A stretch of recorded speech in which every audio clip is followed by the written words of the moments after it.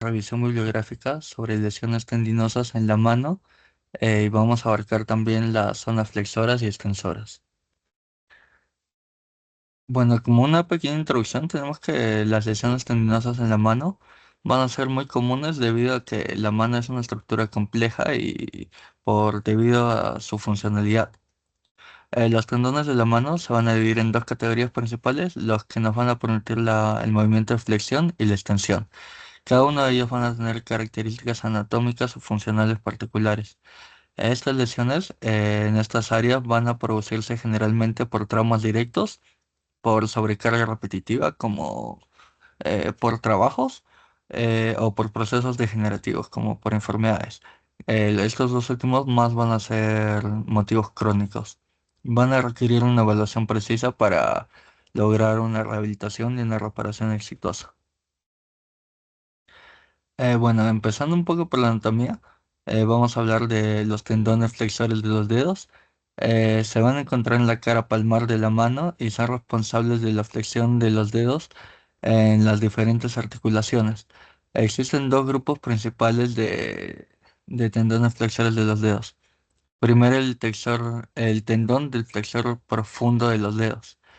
Este se va a originar en la cara anterior del cúbito y la membrana interósea, y su trayectoria va a ser que el tendón se va a dirigir hacia el túnel carpiano y luego va a continuar hacia los dedos, donde se va a insertar en la base de la falange distal. Su función es que el flexor profundo de los dedos va a permitir la flexión de la articulación interfalángica distal y nos va a permitir que los dedos se puedan doblar en su parte más distal, como cuando por ejemplo vamos a pellizcar o una garra de precisión. Bueno, de ahí su mecanismo de acción es que va a trabajar en conjunto con las poleas, que son estructuras fibrosas que van a evitar el arco del tendón durante la contracción. Y esto nos va a hacer que asegura que el tendón se mantenga en una posición cercana al hueso, y eso nos va a dar más fuerza. Luego tenemos el tendón del flexor superficial de los dedos. Su origen va a ser en la cara anterior del radio y en el epicóndilo medial del húmero. Cada tendón del flexor superficial de los dedos se va a dividir en dos, permitiendo el paso del tendón del flexor profundo de los dedos en la falange media. El superficial se va a insertar en la base de la falange media. Su función principal va a ser que nos permita la flexión de la articulación interfalángica proximal, es decir, la más cercana, y va a doblar los dedos a nivel medio. Y bueno, su interacción con el flexor profundo es que mientras que el superficial va a flexionar la articulación interfalángica proximal, el profundo puede flexionar simultáneamente la interfalángica distal. Y esta interacción nos va a permitir movimientos finos y coordinados de los dedos fundamentales para la actividad que nos va a requerir la destreza. Hablando de ahí, vamos a tener como que un sistema de poleas flexoras, que es un sistema de bandas de tejido conectivo que van a mantener los tendones flexores cercanos al hueso durante la flexión. Lo vamos a dividir en las anulares, que va a ser de la A1 a la A5. Su función principal de esto va a ser evitar que el tendón se desplace o como que se arquee fuera de su trayectoria normal cuando estemos flexionando. Y de ahí tenemos las poleas cruciformes, de la C1 a la C3, que van a proveer la flexibilidad del sistema de poleas, permitiendo movimientos sin restricciones. Recordemos que cada dedo va a tener un sistema de poleas, y en particular las poleas A2 a la A4 son cruciales para la eficiencia mecánica del movimiento flexor, ya que nos van a ofrecer un soporte más significativo al sistema tendinoso. Bueno, luego vamos a tener este pequeño cuadro de lesiones en tendones flexores. Bueno, la clasificación de las lesiones en los tendones flexores se va a realizar de acuerdo a la ubicación de la lesión, y la vamos a dividir en cinco zonas anatómicas. La primera sería la zona uno, que localización va a ser la falange distal. Va a ser desde la inserción del flexor profundo de los dedos hasta la falange media. Las características clínicas de estas lesiones es que suelen ser avulsiones, y van a ser muy difíciles de reparar quirúrgicamente. Luego tenemos la falange proximal y media, que es la zona 2 y la localización, la descripción va a ser entre la inserción del flexor superficial de los dedos y la polea A1. Esto se conoce como no man's land porque es muy difícil de reparar. Bueno, y las características es que es difícil de reparar debido a que está muy próxima a estructuras importantes. Luego tenemos la zona 3 que la localización es el metacarpiano, desde el borde distal del túnel carpiano hasta la polea A1. Bueno, las lesiones acá, que la característica clínica es que tienen mejor pronóstico quirúrgico debido a que hay un mejor acceso. Luego tenemos la zona 4 que es la del túnel carpiano. La descripción es que es dentro del túnel carpiano y son frecuentes en pacientes con síndrome de túnel carpiano. Las de acá también tienen un buen pronóstico. Y por último, muñeca es proximal al túnel carpiano y las lesiones de acá son más complejas ya que de acá se requiere, debido a que acá vamos a requerir a menudo una cirugía extensiva. Luego tenemos los extensores. Bueno, los extensores se van a encontrar en la cara dorsal, ya que los flexores se encuentran en la cara ventral. Y se van a encargar de la extensión de los dedos y la muñeca. Van a ser más superficiales que los flexores, lo que los hace más vulnerables a las lesiones directas y se van a dividir en dos grupos principales. Primero, el tendón extensor común de los dedos, que se va a originar en el pico lateral del húmero. Su trayectoria, este tendón se va a ramificar hacia cada dedo en la mano y se va a dividir en varias bandas. Cuando llega a los dedos, a nivel de la articulación metacarpofalángica, se va a formar un sistema de expansiones llamadas bandas laterales y luego vamos a tener una banda central. La banda central se va a insertar en la banda, en la base de la falange media y va a ser responsable de la extensión de la articulación interfalángica proximal. Y las bandas laterales se van a insertar en la falange distal, permitiendo la extensión de la articulación interfalángica distal. Su función principal va a ser la extensión de las articulaciones de la interfalángica, ya sea proximal y distal. Además, va a colaborar con la extensión de la articulación metacarpofalángica. Nos va a permitir mantener la estabilidad en la posición cuando tengamos el movimiento de extensión. Y bueno, y luego vamos a hablar de los tendones extensores individuales. Tenemos dos. Bueno, vamos a tener tres, ¿no? El extensor propio del índice y el extensor propio del meñique, que lo vamos a juntar ya que estos tendones individuales se van a encargar de extender independientemente del dedo índice y el meñique. Tienen características similares. Y luego tenemos los del pulgar, el largo y el corto.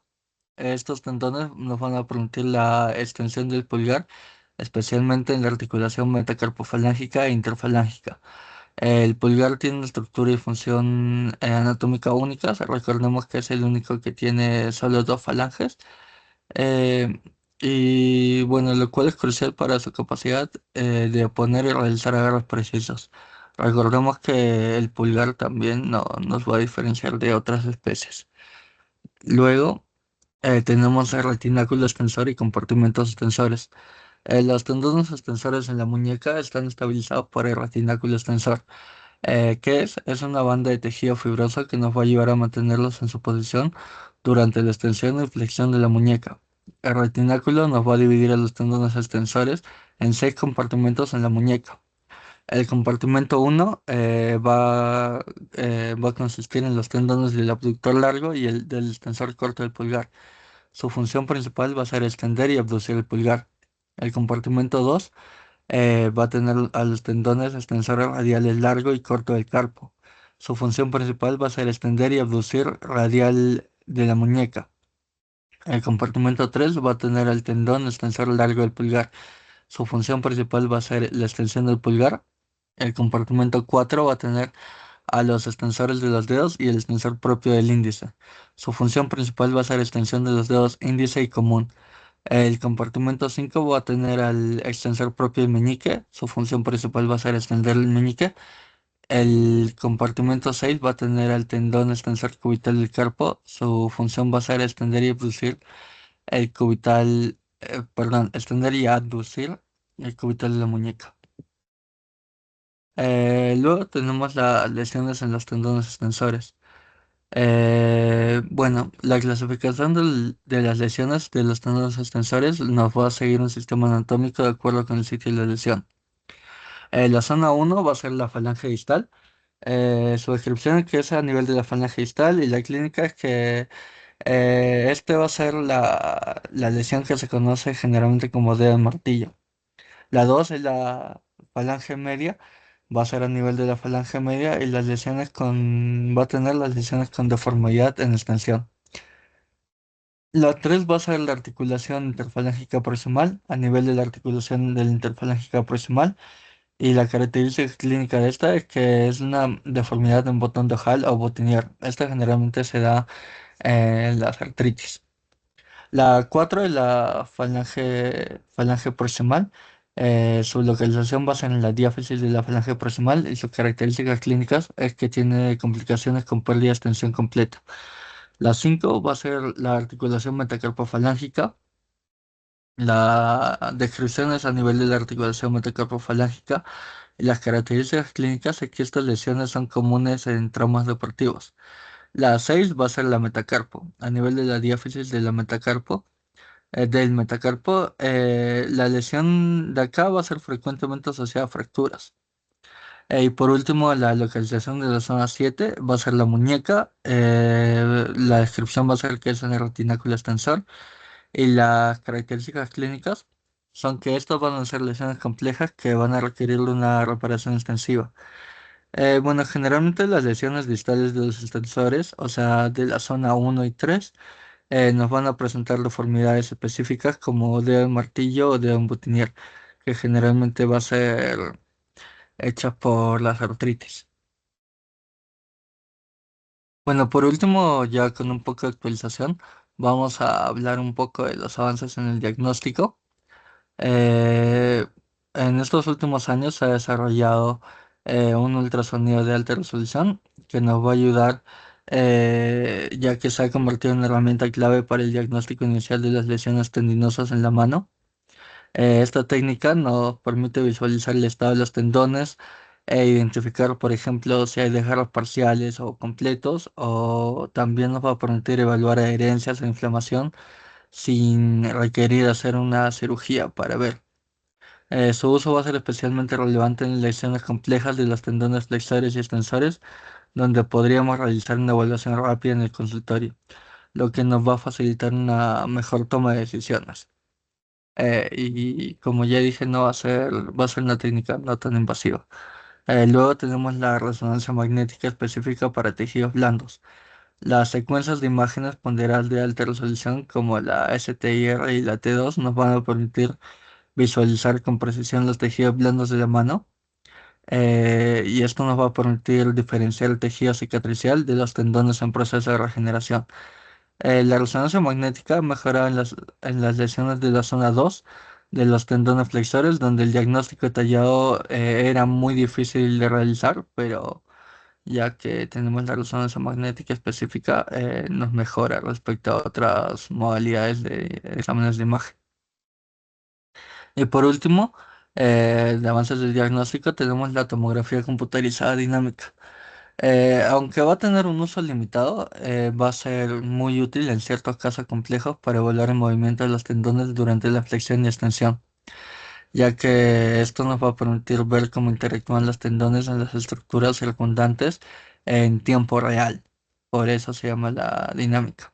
Bueno, y por último vamos a hablar un poco de las innovaciones en el tratamiento quirúrgico. Hay técnicas de sutura mejoradas, ya que las técnicas de sutura han avanzado, favoreciendo que sean más fuertes y menos voluminosas, lo cual va a reducir la formación de adherencias y nos va a permitir una movilización más temprana. La técnica de sutura podemos hablarla de 4 y 6 hebras, que son las core suture, y han demostrado una mayor resistencia, especialmente en los tendones flexores de la zona 2. Y esto ha reducido la tasa de ruptura de la sutura y nos ha mejorado la recuperación funcional. Luego tenemos la cirugía endoscópica para las lesiones flexoras. Esta se ha comenzado a implementar en algunas lesiones de los tendones flexores, particularmente cuando hay casos de adhesión severa, y esta técnica va a minimizar la invasión en los tejidos circundantes, lo que nos va a disminuir la formación de las cicatrices y nos va a acelerar una recuperación posoperatoria. Y también que una endoscopia es especialmente útil para realizar una tenólisis, por ejemplo, que es un procedimiento que libera adherencias en los tendones sin necesidad de que abramos completamente la zona que ha sido afectada.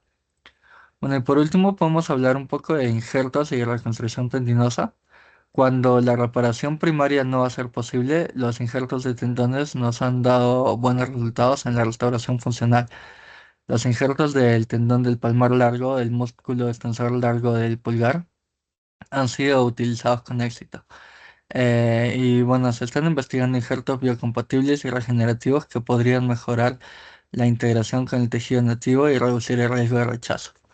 Y bueno, eso sería todo respecto a las lesiones tendinosas en mano.